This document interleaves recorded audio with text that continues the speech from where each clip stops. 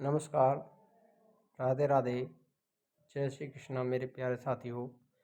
मैं ब्रजभूमि से स्वयं पौधार आप सभी का आपके अपने यूट्यूब चैनल BS पॉलिटी जी घटक में एक बार फिर से हार्दिक स्वागत करता हूँ। मेरे प्यारे साथियों, इंडियन ज्योग्राफी के अंतर्गत जो हमारी क्लासें चल रही हैं उनमें हमने भारतीय नदियाँ यानी भारतीय नदी तंत्र को प्रारंभ किया था। तो ये आज क्लास 2 होने वाली है भारतीय नदियों के अंतर्गत। इससे पहले हमने सिंधु नदी तंत्र, ब्रह्मपुत्र नदी तंत्र को कवर किया था और उसकी सहायक नदियों को कवर किया था। जो परीक्षा की दृष्टि से इम्पोर्टेंट फैक्ट होते हैं उन सभी को यहाँ पर आपके लिए शामिल किया गया है। आज का जो सबसे महत्वपूर्ण नदी है, भारत की सबसे पवित्र नदी गंगा नदी तंत्र को यहाँ पर पढ़ने वाले हैं। तो देखिए, क्लास शुरू करते हैं। गंगा नदी भारत की सबसे लंबी नदी है, जो कि कुल लंबाई 2525 किलोमीटर है, जिसकी लंबाई कितनी है? 2525 किलोमीटर गंगा नदी की कुल लंबाई है। अंधेरा यहाँ पर गंगा नदी दो देशों से गुजरती है, भारत और बांग्लादेश से। कितने देशों से गुजरती है? भारत, बांग्लादेश। गंगा नदी भारत के 5 राज्यों से गुजरती है, मोस्ट इम्पोर्टेंट है। अब कितने राज्य आते हैं? 5। उत्तराखंड, उत्तर प्रदेश, बिहार, झारखंड, पश्चिम बंगाल। तो उत्तराखंड से निकलती है गंगोत्री हिमनद से, फिर उत्तर प्रदेश में प्रवेश होती है, उसके बाद बिहार, झारखंड और पश्चिम बंगाल में होती है, बंगाल की खाड़ी में अपना जल ले जाती है। गंगा नदी स्वतः स्वच्छ होने वाली नदी है, यानी इसे भारत की गंगा को अमृत कहा जाता है। ये भी सबसे पवित्र नदी है, इसमें स्नान करने से सभी प्रकार के पाप धुल जाते हैं। गंगा नदी स्वतः स्वच्छ होने वाली नदी, बैक्टीरिया फेज, ध्यान देना है आपको, बैक्टीरियोफेज। यहाँ से क्वेश्चन बन सकता है। हानिकारक बैक्टीरिया को खत्म कर देता है। गंगा नदी को 2008 में राष्ट्रीय नदी घोषित किया गया, मोस्ट इम्पोर्टेंट है। गंगा नदी को राष्ट्रीय नदी का दर्जा कब मिला था? 2008 में। गंगा डॉल्फिन को भारत की राष्ट्रीय जलीय जीव घोषित किया गया है। यहाँ पर भी आपको ध्यान देना है, भारत का राष्ट्रीय जलीय जीव कौन सा है? गंगा डॉल्फिन, जो गंगा नदी में पाई जाती है। आइए अब गंगा नदी के उद्गम स्थल के बारे में पढ़ लेते हैं। तो भागीरथी नदी और अलकनंदा नदियाँ ये आती हैं आपकी देवप्रयाग में। यहाँ पर आकर के ये गंगा नदी का रूप धारण कर लेती हैं। गंगोत्री हिमनद से निकलती है भागीरथी नदी, और सतोपंथ हिमवानी से निकलती है अलकनंदा नदी। तो गंगोत्री हिमनद से निकलने का इसको भागीरथ लेकर के आए थे। गंगा नदी का दूसरा नाम भागीरथी नदी के नाम से भी जाना जाता है। जब ये आकर के देवप्रयाग में मिलती हैं तो इसका नाम पड़ जाता है गंगा नदी। क्या नाम पड़ता है इसका? गंगा नदी के नाम से जाने जाती है। अलकनंदा नदी कहाँ से निकलती है? संतोपद हिमानी से, और गंगोत्री हिमानी से कौन सी निकलती है? भागीरथी। भागीरथी और अलकनंदा दोनों नदियां मिलकर के गंगा नदी का निर्माण करती हैं। कहाँ पर? देवप्रयाग में आकर के। आइए अब आगे बढ़ते हैं, इन सभी को देखते हैं। इसकी गंगा नदी की जो सहायक नदियाँ हैं वो भी यहाँ पर एक बार कवर करेंगे। तो देखिए, गंगा नदी की एक सहायक नदी केदारनाथ से निकलती है, जिसका नाम मंदाकिनी। क्योंकि गंगा नदी ने इस नदी का प्रवाह कम कर दिया, इसी से मंदाकिनी के नाम से इस प्रकार से आप याद कर सकते हैं। मंदाकिनी, केदारनाथ ने गंगा नदी का जो प्रवाह है वो कम किया, उसकी सहायक नदी क्या आ गई? मंदाकिनी। सतोपथ हिमानी से अलकनंदा निकलती है, इससे निकलने वाली सहायक नदियाँ धौलीगंगा, नंदाकिनी, पिंडार, ये इसकी अन्य सहायक नदियाँ हैं, इनको भी आप याद रखना। धौलीगंगा विष्णुप्रयाग में आकर के मिलती है, नंदाकिनी नंदप्रयाग में आकर के मिलती है, पिंडार नदी खड़प्रयाग में आकर के मिलती है। उसके आगे मंदाकिनी नदी रुद्रप्रयाग में आकर के मिलती है। ये क्रम ध्यान रखना, धौलीगंगा, नंदाकिनी, पिंडार, मंदाकिनी, ये गंगा नदी की सहायक नदियाँ हैं। देखिए, देवप्रयाग में अलकनंदा और भागीरथी आकर के मिलती हैं, गंगा नदी के नाम से जानी जाती हैं। विष्णुप्रयाग में अलकनंदा और धौलीगंगा कौन सी मिलती है? अलकनंदा नदी और धौलीगंगा मिलती हैं। नंदप्रयाग में आकर के अलकनंदा और नंदाकिनी मिल जाती हैं, नंदाकिनी और अलकनंदा नंदप्रयाग में।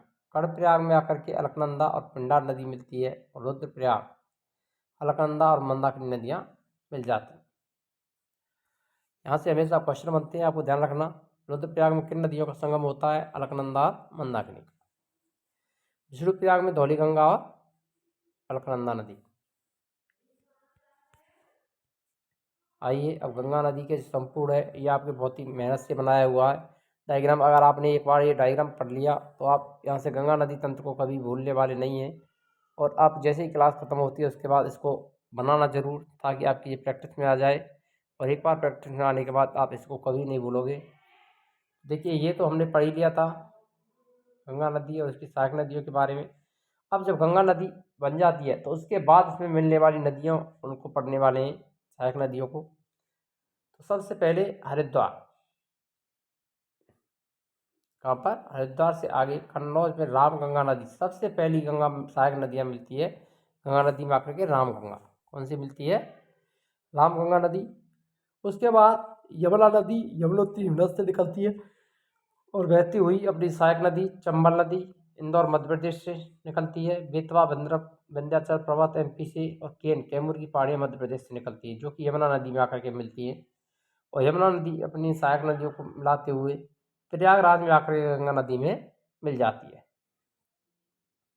इसका प्राचीन नाम क्या था, इलाहाबाद। अब इसको वर्तमान में प्रयागराज के नाम से जाना जाता है। उसके बाद गाजीपुर नामक स्थान पर आकर के फूलर, पीलीभीत यूपी से फूलर झील से गोमती नदी का निकास होता है और ये गाजीपुर में आकर के गंगा नदी में मिल जाती है। उसके बाद आपकी दो शाखाओं में काली और करड़ाली दो धाराएं आती हैं, शारदा और घाघरा के नाम से इनको जाना जाता है। शारदा नदी और घाघरा नदी काली से और करड़ाली से घाघरा, ये आकर के निकल के बाद में घाघरा नदी के नाम से आगे बढ़ती है और छपरा नामक स्थान पर आकर के इसमें मिल जाती है, आपकी गंगा नदी में मिल जाती है।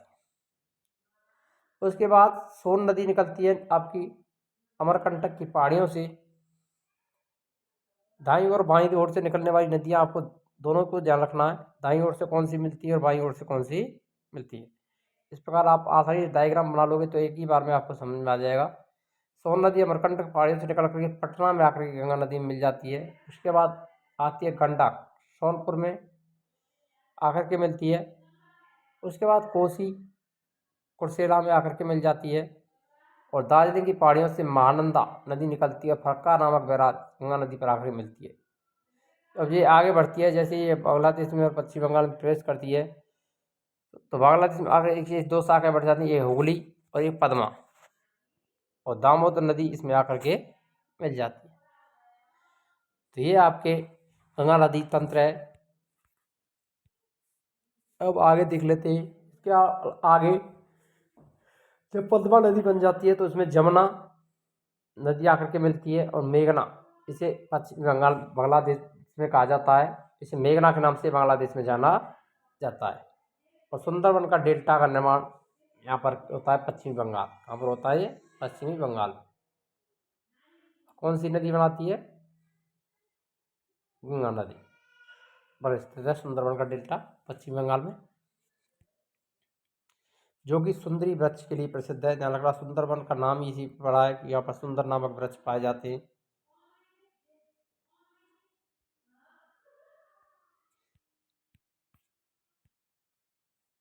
तो ये आपको ध्यान रखना है, सुंदरबन नामक वृक्ष होते हैं यहाँ पर, सुंदरी वृक्ष की प्रधानता होने के कारण इसे सुंदरबन के डेल्टा के नाम से जाना जाता है।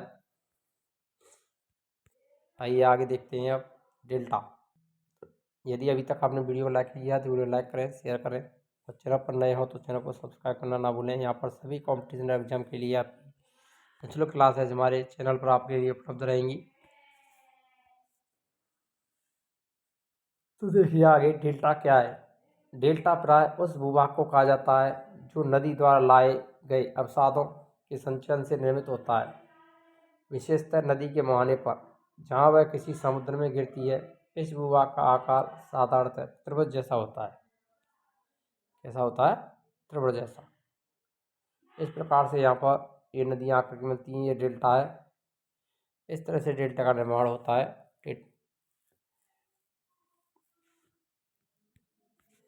आगे देख लिए, अब कुछ महत्वपूर्ण तथ्य देख लेते हैं। यहाँ पर अलकनंदा भागीरथी के संगम को क्या कहते हैं, तो गंगा नदी के नाम से जाना जाता है। गंगा की पहली सहायक नदी कौन सी है, रामगंगा। गंगा की आखिरी सहायक नदी कौन सी है? तो महानंदा। सबसे लंबी सहायक नदी यमुना। गंगा नदी कहाँ से मैदानी क्षेत्र में प्रवेश करती है? हरिद्वार से मैदानी क्षेत्र में आकर प्रवेश करती है। गंगा नदी तट पर बसे प्रमुख शहर प्रयागराज, वाराणसी, कानपुर, पटना। हुगली नदी के तट पर कौन सा शहर बसा हुआ है? तो ये कोलकाता बसा हुआ है।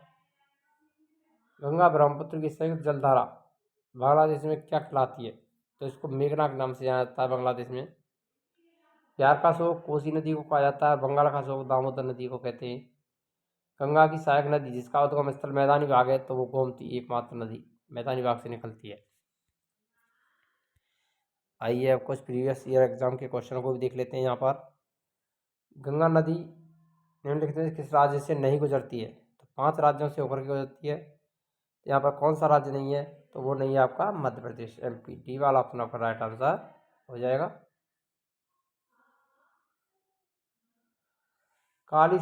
कालिंदी नदी का दूसरा नाम गंगा, भागीरथी, ब्रह्मपुत्र, यमुना। तो यहाँ पर कालिंदी नदी का दूसरा नाम क्या हो जाएगा आपका? भागीरथी नदी या गंगा नदी।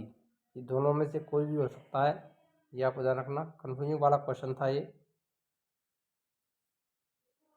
केन नदी इनमें से किसकी सहायक नदी है?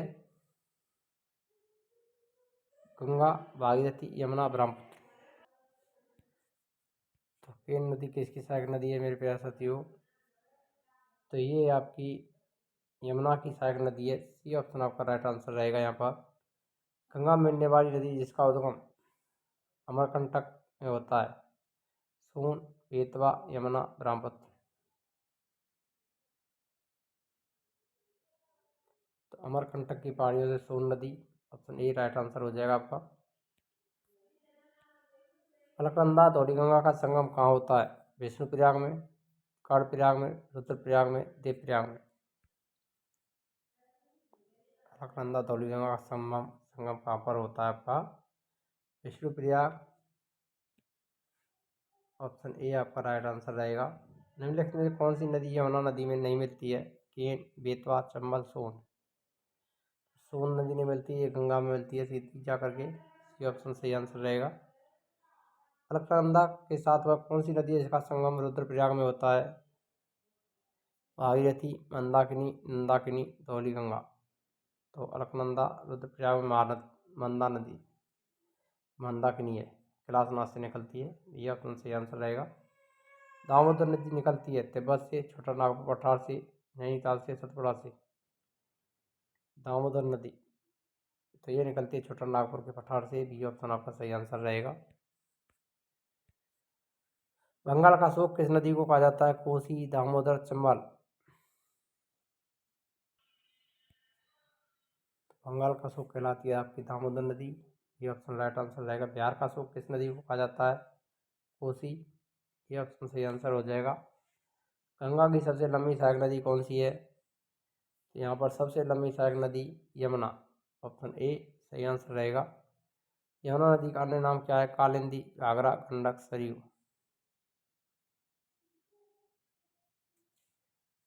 अन्य नाम है सरयू नदी। सी ऑप्शन आपका राइट आंसर हो जाएगा। गंगा नदी किस क्षेत्र से मैदानी भाग में प्रवेश करती है? ये हरिद्वार से। ये ऑप्शन राइट आंसर रहेगा। गंगा नदी को बांग्लादेश में क्या कहते हैं? पद्मा, जमुना, भागीरथी, सोन। बांग्लादेश में क्या कहते हैं इसको? यहाँ पर आपका राइट आंसर पद्मा रहेगा। ये ऑप्शन सही आंसर रहेगा। अगर आपको वीडियो अच्छी लगी हो तो वीडियो लाइक करें, शेयर करें और चैनल पर नए हो तो चैनल को सब्सक्राइब करना ना भूलें। मिलते हैं नेक्स्ट वीडियो में नए टॉपिक के साथ। तब तक के लिए जय हिंद, राधे राधे, जय श्री कृष्ण।